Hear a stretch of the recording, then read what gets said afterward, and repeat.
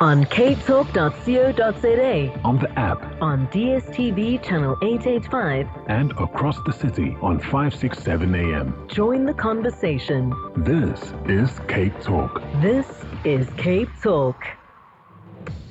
Every Friday, it's Dr. Chris Smith, the Naked Scientist, where he answers your science and natural history related questions. Remember, he cannot diagnose you for a medical ailment, also can't offer you any medical advice. If you have an issue, go to your clinic, your doctor. Science and natural history related questions. Chris, I hope you are well. We're having a crisis here in Cape Town with the price of cooking oil skyrocketing. We're known as a fish and chip, a hake and chip city. The UK, of course, known for its fry-ups, its fish and chips. If you're up in Scotland, it's fried Mars bars. How is the cooking oil crisis affecting the United Kingdom at the moment? Stereotypes with abandon there, Lester. Well, yeah, the price has gone up, and we've seen some supermarkets that are limiting people where there was limits because of panic buying of bog rolls and things in COVID. Now there's panic buying of cooking oil. So some supermarkets are limiting people to a couple of bottles of cooking oil at a time. You think, how much cooking oil can a family use? I mean, come on. These people must be the sizes of houses if they're buying more than 2 bottles of cooking oil at a time. I mean, this is all part of the knock-on effect of what is going on from a range of directions, isn't it? We've got the impact of COVID, which has had an impact, but has begun to ease off and shuffle off. But now we've got the impact of what's happened with Russia and Ukraine. And this is having a food impact, it's having an energy impact, and there will be lots of knock-on ripples, because at the moment we're still living the legacy of where we were before all this kicked off. And coming later in the year ahead, we're going to see some of these ripples turn into much bigger waves, actually, economically and otherwise. Yeah. Well, let's start there and talk about gastronomical sciences and food chemistry. Zuki, I see you'll be with you in a very short moment. But I need to ask, Chris, why does certain cooking oils, whether it be soy oil, palm oil, canola oil, sunflower oil, olive oil, why do they all have different heat points, and why do they make it all different for the type of food that you want to cook? What really matters about an oil that you use for cooking is the chemical composition, because the different chemistry that's in there affects what happens when you heat that oil in terms of how it behaves as a fluid, but also what happens to it when it reacts with other things in the cooking, other things in the oil, the oxygen that the cooking is occurring close to, and all of those things together affect the performance of that oil and ultimately the chemicals and the flavours that it will impart into the thing that's cooked in it. And what we tend to obsess about is whether oil is monounsaturated, polyunsaturated, or very much grease-saturated fat.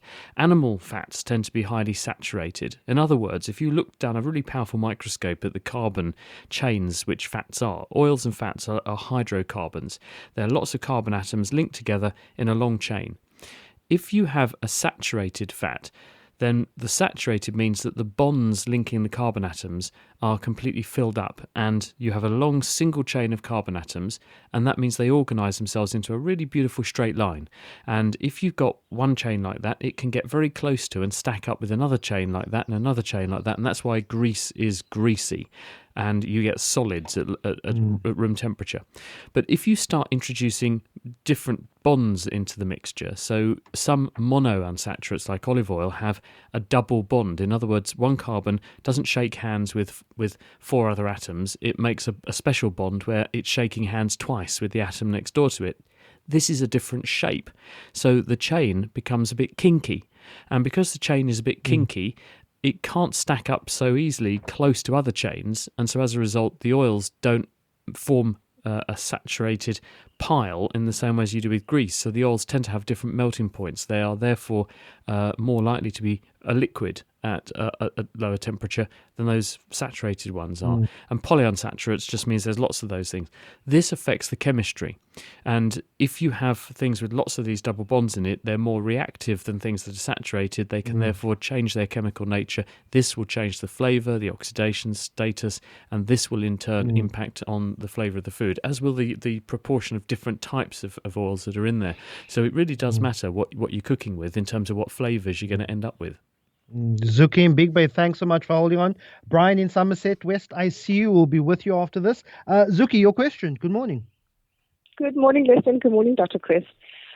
So I'm terrified of lightning, right? And I'm the type to crawl under the couch or into a cupboard when there's a lightning storm. When my mom, she just carries on like nothing's happening. She'll watch TV, do the ironing, etc. Now, recently I read about lightning being conducted through the pipes or through the plumbing. And I wanted to know, is this possible, firstly? And secondly, in modern houses, what are the risks when there is a lightning storm? Zuki, I don't know if you grew up in a house with lightning and superstition, but I know of many people who cover the TV and mirrors and don't touch and anything the mirrors. when there's a lightning storm. But Chris, your response? Morning, Zuki. The answer is that anything which is a conductor, in other words, made of something like metal, can convey electricity, and if a lightning strike hit that conductor, it could come along that conductor, and if you're holding it, then it could go into you. But we do try to safeguard against that, because things like the plumbing in modern houses, because of building regulations, is all connected to an earth spike. So anything that got into the plumbing would be directed to earth. And this is because if a cable, for instance, broke in your house and the mains shorted onto the plumbing, you wouldn't want the person becoming the route to earth. You want the plumbing and then the earth spike to carry the electricity harmlessly away. And this also means it's a bit safer when there is a lightning storm. But if you have a lightning storm close to your house and the whole ground potential goes up, because if lightning hits the ground or hits a tree or something, it's going to put a lot of energy and therefore a high potential into the ground around where it hits. And if that means that that's close to where your earth spike is, then your entire house potential can go up. And this may not be harmful to people, but it can visit anything that's connected to the earth in your house. And so some sensitive machinery, for example, computers, televisions, other technology, can see itself getting quite high, can see quite a high electrical potential, and it can damage the circuitry. And we've had computers that have been damaged in this way, which is why you're advised, if you've got expensive equipment or you're in a specialist environment, buy one of those special earth isolator boxes, which basically separates your equipment from that possibility. So the machine, the power supply cleaner, dies rather than your specialist equipment if there is a big surge coming up the earth, for example.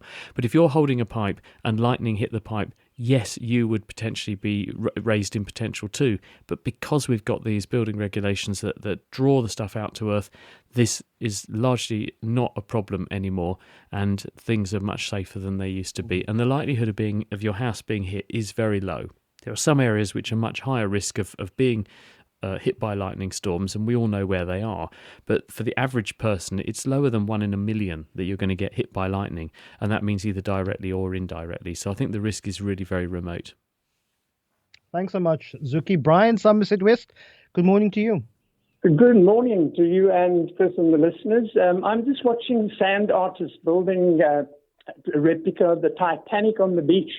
And it made me wonder, why is it that ships' portholes are always round and not square like normal windows? Is it stronger to make them round, or is it easier to drill into the steel to make round windows, or is there another reason? Hi, Brian. It's the same reason that if you look at aircraft, they tend to put round windows in the aircraft. And the reason you put rounds in is because if you have something that's not round, you've got a corner. If you've got a corner, you've got a potential stress point where you will force and focus vibration, stress, and therefore you are more prone to cracking, and you're more prone to propagation of a crack and failure of the skin or hull of your vessel, whether that's an aircraft or a ship.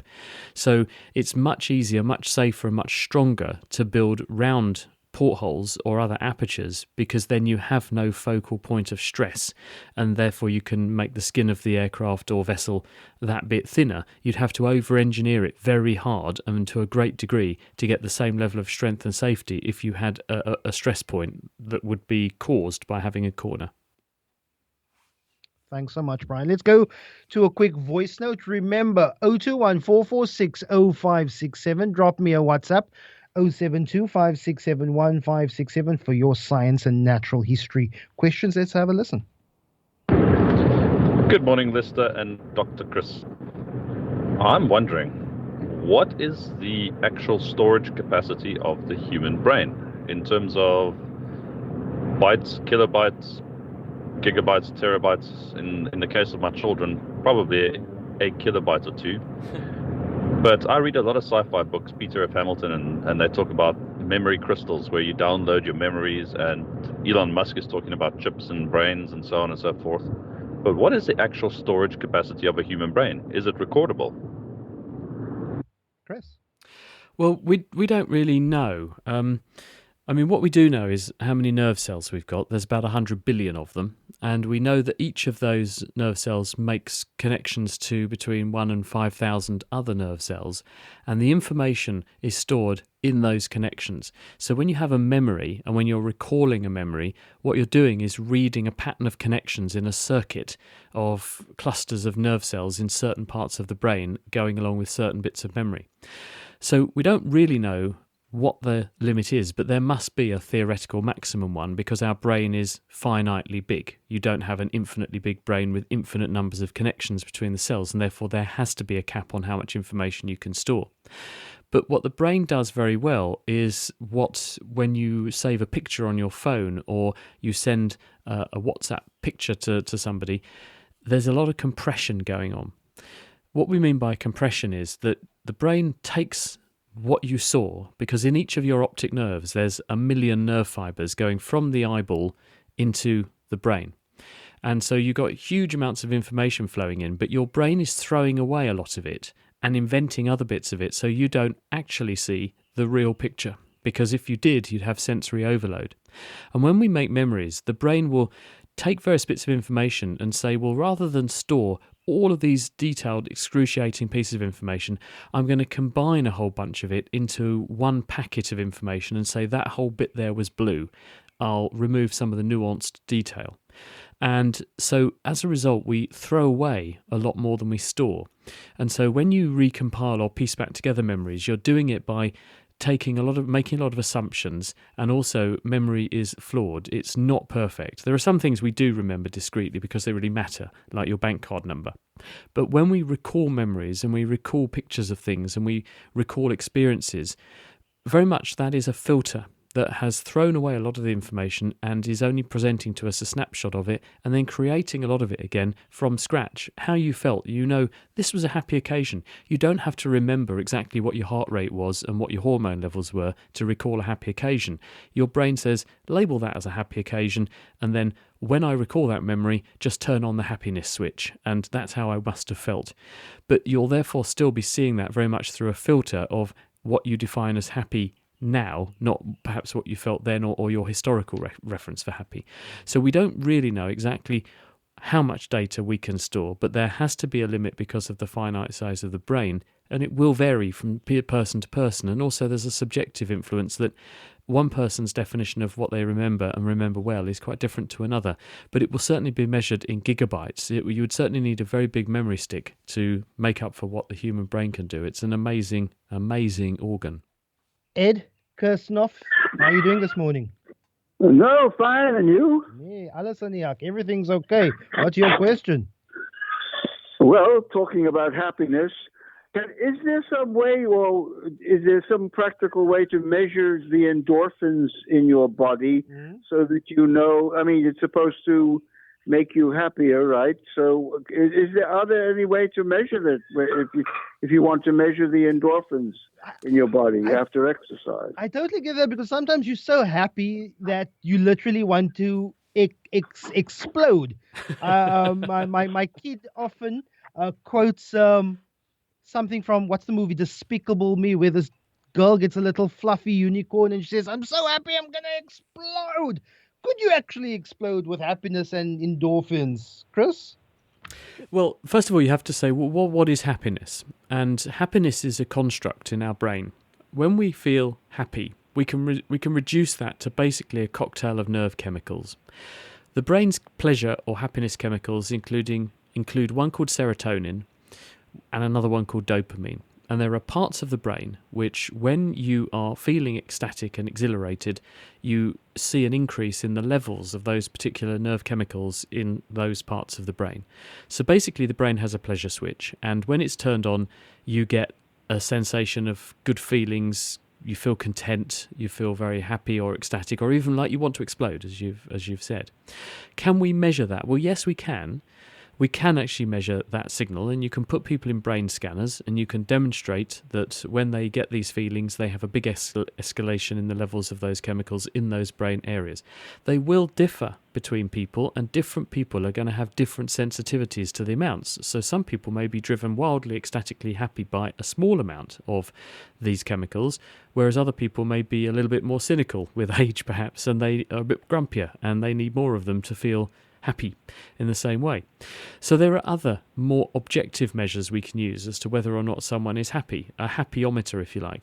So what psychologists and sociologists will tend to do is, rather than just think about resolving happiness and contentedness to one measure of neurochemicals, they'll look at a range of lifestyle measures. How often does a person go out? How far do they move in a day? What do they do with their day? Who do they talk to? How many words do they write? How many words do they say? How many times do they smile? Those kinds of things can all be added to the equation to work out what we rank as happiness, but it is very much a subjective thing still. We have some objective measures, but it's very difficult actually when you take a person at random and just ask them, are you happy or not? Because obviously that's a very labile thing that's going to change. And also one person's definition of happy is very different to another. And some people are very happy with very little. Others are very, very unhappy with a huge amount. And so because of that enormous disparity in how we measure this, it makes it a really hard problem to solve.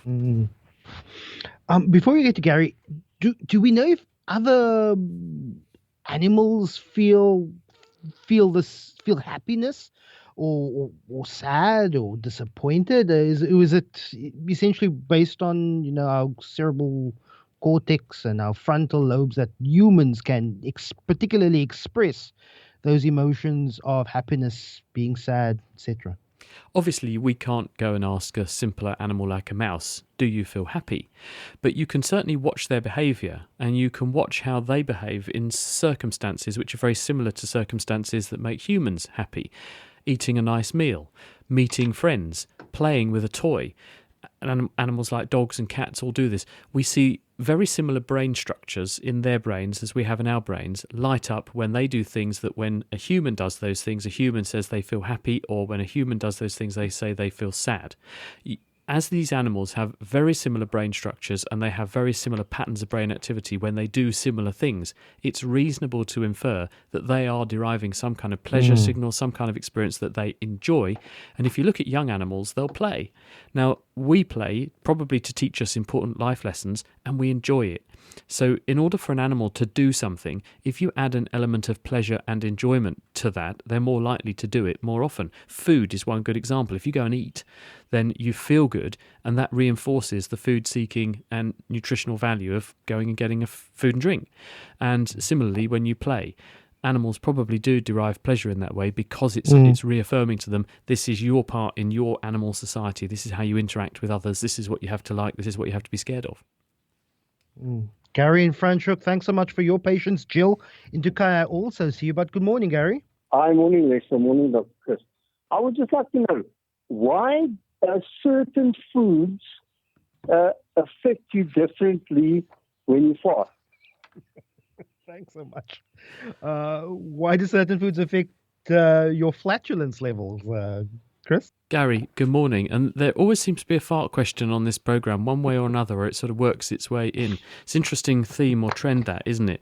First of all, what's a fart? Well, farts are intestinal gas, and the average person probably deploys about 10 of them per day, and the average fart volume is between 120 and 150 millilitres per day. So you're farting in the region of a litre of fart gas a day. And as we all know, they come in various shapes and sizes and odour profiles. And what matters, or what determines the smell and volume of a fart, is basically what you have fed to your microbiome, because farts come from intestinal bacteria.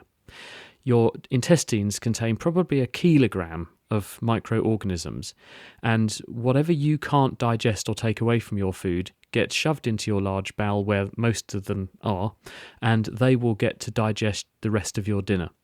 And some things they will digest and turn into non-gaseous products, but some things, they, in the course of breaking them down and digesting them, they will produce gas in the same way that when you brew up beer or wine, the yeast produces carbon dioxide as a byproduct. These bacteria do the same thing. As they metabolize the things that are in our food that we haven't absorbed, they will yield gases that do it.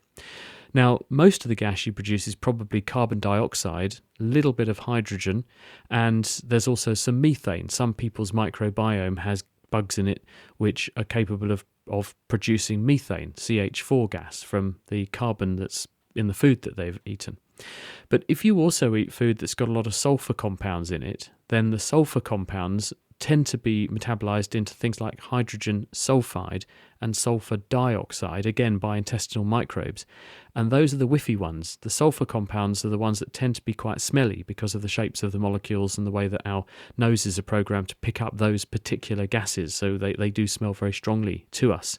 And so really it comes down to what have you eaten and what profile of microbes do you have in your guts, because those two things determine what gaseous products the microbes make and in what sorts of volumes, and that then determines how likely you are to be able to do one of those silent but deadly ones versus things that are noisy, a pleasure to deploy but are not unpleasant for those around you, which we've all been there, we've all seen and had the experience.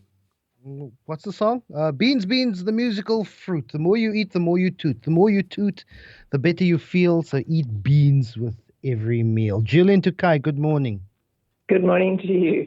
I wonder if I could just ask Chris this question. What is it that gives some people such an absolutely photographic memory where they can literally remember the page, exactly what was said, even the side of the page, things like that? It's very enviable to those of us who have fairly good memories but really don't remember that kind of detail. I think I remember this question come in a couple of weeks ago, but I may have forgotten. Chris? Very funny. It's like the what is deja vu? Haven't we answered that one before? Retort, isn't it?